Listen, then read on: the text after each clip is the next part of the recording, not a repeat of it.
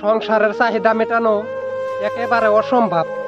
যেতই করেন আপনি পরিশ্রম, সুন্দরের লোভে পড়ে সুন্দর দেখে বিয়ে করে আনলাম একটা পরী। প্রবাসীদের কাজকাম করে সময় থাকে অল্প, ক্লান্ত শরীর নিয়ে আর স্ত্রীর সাথে আলাপ করে সুখের। প্রবাসীদের ব্যক্তিগত কোনো দুঃখ থাকে না, আর স্ত্রীরা যদি না পাতে সরন্তর জাল।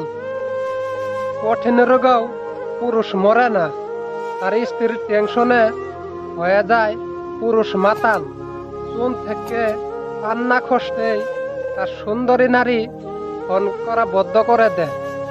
আমি কি আর জানতাম ভাই, সে করে পরকিয়া। নারীর ছলনা হয় খুবই ভয়ঙ্কর।